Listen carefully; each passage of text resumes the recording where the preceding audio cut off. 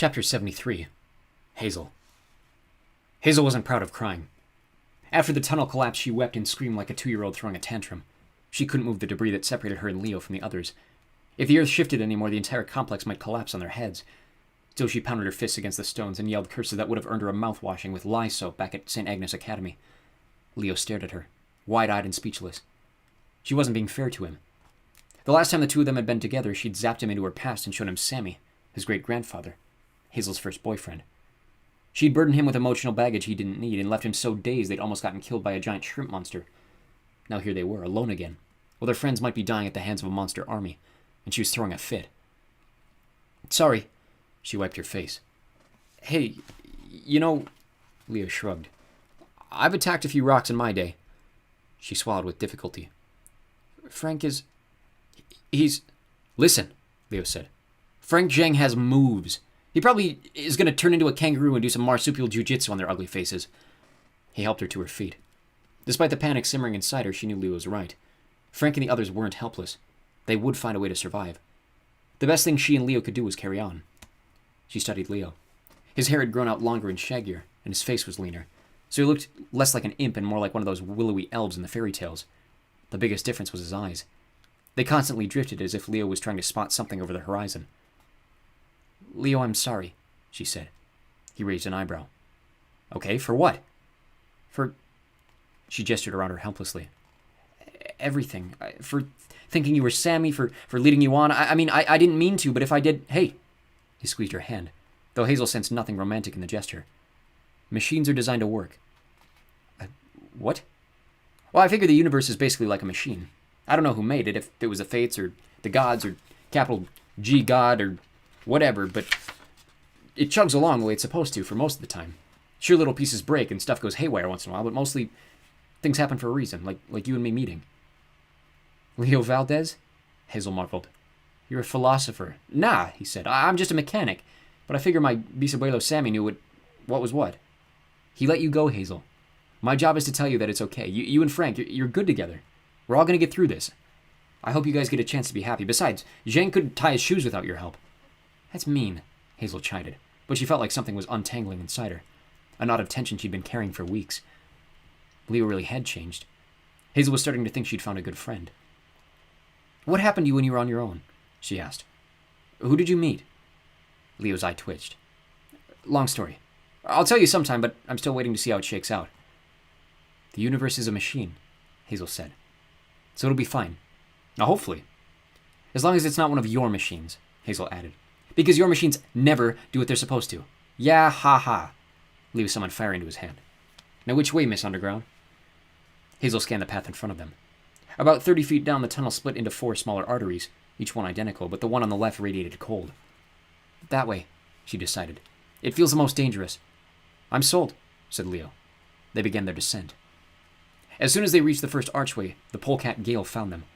She scurried up Hazel's side and curled around her neck, chittering crossly as if to say, "Where have you been? You're late." "Not the farting weasel again," Leo complained. "If that thing lets loose in close quarters like this, with my fire and all, we're going to explode." Gale barked a polecat insult at Leo. Hazel hushed them both. She could sense the tunnel ahead, sloping gently down for about 300 feet, then opening into a large chamber. In that chamber was a presence, cold, heavy, and powerful. Hazel hadn't felt anything like it since the cave in Alaska, where Gaia had forced her to resurrect Porphyrion, the Giant King. Hazel had thwarted Gaia's plans that time, but she had to pull down the cavern, sacrificing her life and her mother's. She wasn't anxious to have a similar experience. "Leo, be ready," she whispered. "We're getting close." "Close to what?" A woman's voice echoed down the corridor. "Close to me." A wave of nausea hit Hazel so hard her knees buckled. The whole world shifted. Her sense of direction, usually flawless underground, became completely unmoored. She and Leo didn't seem to move, but suddenly they were 300 feet down the corridor, at the entrance of the chamber. "Welcome," said the woman's voice. "I've looked forward to this." Hazel's eyes swept the cavern. She couldn't see the speaker. The room reminded her of the Pantheon in Rome, except this place had been decorated in Hades modern. The obsidian walls were carved with scenes of death. Plague victims, corpses on the battlefield, torture chambers with skeletons hanging in iron cages, all of it embellished with precious gems that somehow made the scenes even more ghastly. As in the Pantheon, the domed roof was a waffle pattern of recessed square panels, but each here was a cella, a grave marker with an ancient Greek inscription. Hazel wondered if actual bodies were buried behind them. With her underground senses out of whack, she couldn't be sure.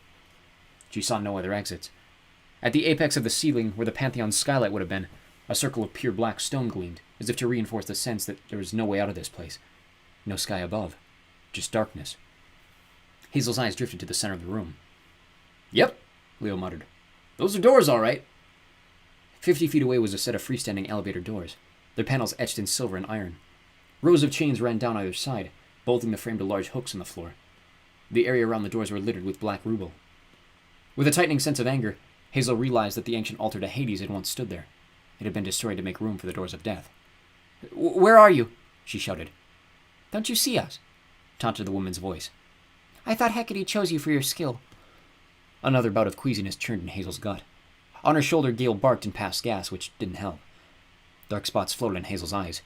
She tried to blink them away, but they only turned darker. The spots consolidated into a 20-foot-tall shadowy figure looming next to the doors. The giant Clydius was shrouded in the black smoke, just as she'd seen in her vision at the crossroads. But now Hazel could dimly make out his form, dragon-like legs with ash-colored scales, a massive humanoid upper body encased in Stygian armor, long braided hair that seemed to be made from smoke. His complexion was as dark as Death's, and Hazel should know since she had met Death personally. His eyes glinted cold as diamonds. He carried no weapon, but that didn't make him any less terrifying. Leo whistled. "You know, Clydius, for such a big dude, you've got a beautiful voice." "Idiot," hissed the woman. Halfway between Hazel and the giant, the air shimmered. The sorceress appeared. She wore an elegant sleeveless dress of woven gold, her dark hair piled into a cone, encircled with diamonds and emeralds. Around her neck hung a pendant, like a miniature maze, on a cord set with rubies that made Hazel think of crystallized blood drops. The woman was beautiful in a timeless, regal way, like a statue you might admire but could never love. Her eyes sparkled with malice. "Pasiphae," Hazel said. The woman inclined her head. "My dear Hazel Levesque." Leo coughed. "You two know each other? Like underworld chums, or—" "Silence, fool!" Pasiphae's voice was soft, but full of venom. "I have no use for demigod boys. Always so full of themselves, so brash and destructive." "Hey, lady," Leo protested. "I don't destroy things much. I'm a son of Hephaestus." "A tinkerer," snapped Pasiphae. "Even worse, I knew Daedalus. His inventions brought me nothing but trouble." Leo blinked. "Daedalus? Like the Daedalus? Well, then you should know something about us tinkerers. We're more into fixing, building, occasionally sticking wads of oilcloth in the mouths of rude ladies." "Leo." Hazel put her arm across his chest. She had the feeling the sorceress was about to turn him into something unpleasant if he didn't shut up. "Let me take this, okay?" "Listen to your friend," Pasiphae said. "Be a good boy and let the women talk." Pasiphae placed in front of them, examining Hazel, her eyes so full of hate it made Hazel's skin tingle. The sorceress's power radiated from her like heat from a furnace. Her expression was unsettling and vaguely familiar. Somehow, though, the giant Clydius unnerved Hazel more. He stood in the background, silent and motionless, except for the dark smoke pouring from his body, pooling around his feet. He was the cold presence Hazel had felt earlier, like a vast deposit of obsidian, so heavy that Hazel couldn't possibly move it, powerful and indestructible and completely devoid of emotion. Your friend doesn't say much," Hazel noted. Pasiphae looked back at the giant and sniffed with disdain. "Pray he stays silent, my dear. Gaia has given me the pleasure of dealing with you, but Clydius is my, insurance. Just between you and me, as sister sorceresses, I think he's also here to keep my powers in check, in case I forget my new mistress's orders. Gaia is careful that way." Hazel was tempted to protest that she wasn't a sorceress. She didn't want to know how Pasiphae planned to deal with them, or how the giant kept her magic in check. But she straightened her back and tried to look confident. "Whatever you're planning," Hazel said, "it won't work. We've cut through every monster Gaia's put in our path. If you're smart, you'll get out of our way." Gale the polecat gnashed her teeth in approval, but Pasiphae didn't seem impressed. "You don't look like much," the sorceress mused. "But then you demigods never do. My husband Minos, king of Crete, he was a son of Zeus. You'd never have known it by looking at him. He was almost as scrawny as that one." She flicked a hand toward Leo. "Wow," muttered Leo. "Minos must have done something really horrible to deserve you." Pasiphae's nostrils flared. "Oh, you have no idea. He was too proud to make the proper sacrifices to Poseidon, so the gods punished me for his arrogance." The Minotaur, Hazel suddenly remembered. The story was so revolting and grotesque, Hazel had always shut her ears when they told it at Camp Jupiter. Pasiphae had been cursed to fall in love with her husband's prized bull. She'd given birth to the Minotaur, half man, half bull. Now as Pasiphae glared daggers at her, Hazel realized why her expression was so familiar. The sorceress had the same bitterness and hatred in her eyes that Hazel's mother sometimes had. In her worst moments, Marie Levesque would look at Hazel as if Hazel were a monstrous child, a curse from the gods, the source of all Marie's problems. That's why the Minotaur story bothered Hazel, not just the repellent idea of Pasiphae and the bull, but the idea that a child, any child, could be considered a monster, a punishment to its parents, to be locked away and hated. To Hazel, the Minotaur had always seemed like a victim in the story. "Yes," Pasiphae said at last.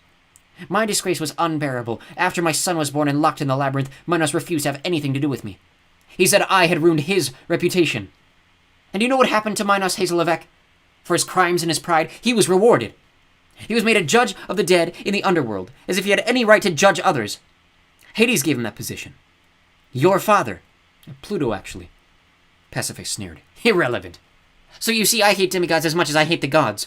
Any of your brethren who survived the war, Gaia has promised to me, so that I may watch them die slowly in my new domain. I only wish I had more time to torture you two properly. Alas." In the center of the room, the doors of death made a pleasant chiming sound. The green up button on the right side of the frame began to glow. The chain shook. "There! You see?" Pasiphae shrugged apologetically. "The doors are in use. 12 minutes and they will open." Hazel's gut trembled almost as much as the chains. "More giants?" "Thankfully, no," said the sorceress. "They are all accounted for, back in the mortal world and in place for the final assault." Pasiphae gave her a cold smile. "No, I would imagine the doors are being used by someone else. Someone unauthorized." Leo inched forward. Smoke rose from his fists. "Percy and Annabeth." Hazel couldn't speak. She wasn't sure what the lump in her throat was from joy or frustration. If their friends had made it to the doors, if they were really going to show up here in 12 minutes. "Oh, not to worry." Pasiphae waved her hand dismissively. "Clydius will handle them. You see, when the chime sounds again, someone on our side needs to push the up button or the doors will fail to open. And whoever's inside, poof, gone. Or perhaps Clydius will let them out and deal with them in person. That depends on you two." Hazel's mouth tasted like tin. She didn't want to ask, but she had to. "How exactly does it depend on us?" "Well, obviously we don't need 2 sets of demigods alive," Pasiphae said. "The lucky 2 will be taken to Athens and sacrificed to Gaia at the Feast of Hope." "Well, obviously," Leo muttered. "So will it be you two? Or your friends in the elevator?" The sorceress spread her hands. "Let's see who's still alive in 11 minutes now." The cavern dissolved into darkness.